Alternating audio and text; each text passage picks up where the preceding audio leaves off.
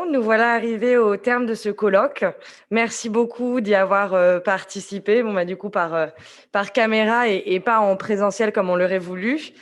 Mais nous espérons qu'il aura répondu à vos attentes ou pour le moins suscité quelques réflexions intéressantes.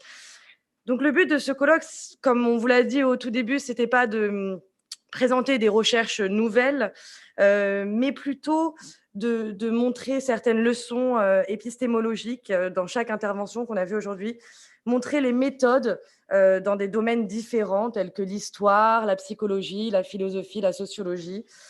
Dans les sciences sociales, ce qui est important, il faut le rappeler, c'est interroger le fait, étudier les discours et analyser les stratégies de chacun, pas forcément de prendre le fait abrupt. Et donc, on a dégagé 3 grandes thématiques pour ce colloque qui étaient d'abord l'islam, ensuite l'islamisme et enfin les solutions inclusives.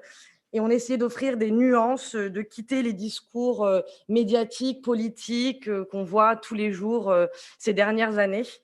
Et donc, on est passé d'abord par un contexte historique, des analyses historiques, avec l'analyse du blasphème par Oliviane, l'analyse de qui est musulman, du terme, de l'évolution du terme musulman par Juliette Gallonnier. Et pour montrer que, du coup, ces analyses historiques sont très importantes pour comprendre l'utilisation des termes aujourd'hui et la définition qu'on en fait aujourd'hui. Et aussi, Juliette Gallonnier a démontré qu'il était très important de ne pas prendre le seul facteur, la religion comme seul facteur d'identification et l'unique clé d'analyse pour comprendre des trajectoires qui sont structurées par d'autres facteurs comme l'âge, la classe sociale, et autres facteurs.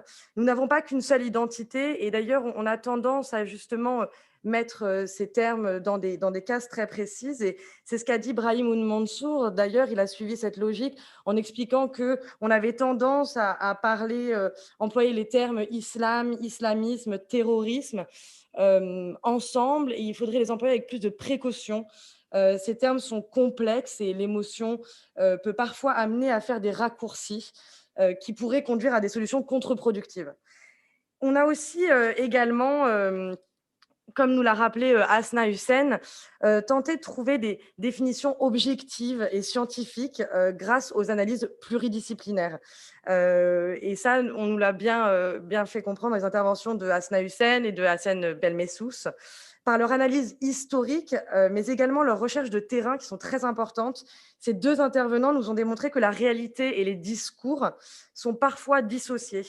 Ainsi, Asna a démontré que par l'étude de l'histoire, nous pouvons mieux comprendre les évolutions de l'islamisme et ses différentes formes et ainsi mieux appréhender les discours de propagande.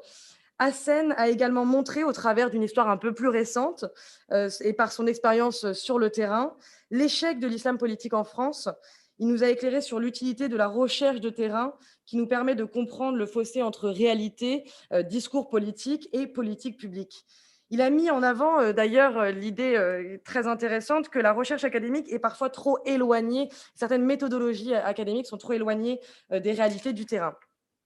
Ensuite, on est passé dans une deuxième partie sur l'islamisme. Alors, on y était un peu dans la première et puis on a vraiment bousculé dans une analyse alternative, donc 2 analyses alternatives très intéressantes. D'abord, l'analyse des femmes, la place des femmes dans le djihadisme qu'on veut trop souvent passif en tant que femme, en tant que mère, mais qui en fait ont une vraie position et finalement, ça se déploie dans l'ombre et le djihadisme ne se limite pas qu'à la violence visible, comme on voudrait qu'il le soit. Et ces recherches ont démontré que l'engagement des femmes dans le djihadisme, qu'on imagine donc souvent passif, nous révèle en fait plusieurs façons de faire la guerre. Et ne pas comprendre ces différentes façons de faire la guerre serait passer à côté d'une analyse importante. Et puis ensuite, avec Marwan, on a parlé des recherches empiriques faites beaucoup aux États-Unis qui nous permettent de constater, donc les recherches empiriques s'appuient souvent sur l'observation et l'expérience et des échantillons larges qui nous permettent de constater que l'apologie du terrorisme est un problème de pratique sociale ou d'appartenance à un groupe, mais pas essentiellement un problème de foi et de croyance. Et enfin, pour finir sur une note positive, comme on l'a voulu avec Olivier, Nous avons vu dans la dernière partie de ce colloque, on a permis d'ouvrir grâce à Chieb, Nasser et Omero Maranguiou sur des solutions inclusives en France. D'abord, Omero a proposé des recommandations concernant la formation des imams et des aumôniers français, ce qu'on appelle les cadres religieux, compte tenu de son expérience et en s'opposant à cette idée d'hégémonisme religieux. Et puis, Chiem nous a présenté la FIF, qui a fait un gros travail en France dans l'idée de promouvoir un idéal culturel islamique et promouvoir un discours de la nuance aussi dans une société qui est un peu qui prend tous ces termes et qui est un peu mouvée par les discours médiatiques et politiques. Voilà, on espère que ça vous a amené des réflexions intéressantes. On espère que ça va continuer et qu'on va pouvoir continuer toutes ces réflexions au fur et à mesure du temps avec l'Observatoire. Et puis, je laisserai le directeur de cet observatoire, ah non, il vous dira quelques mots peut-être. Le mot de la fin, c'est pour moi. Bah, écoutez, on vous tiendra au courant pour nos prochains événements.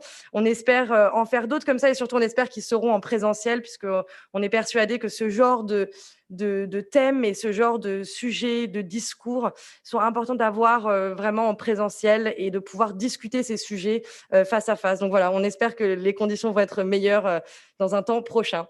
Voilà, merci beaucoup à tous et puis bonne journée, bonne fin de semaine.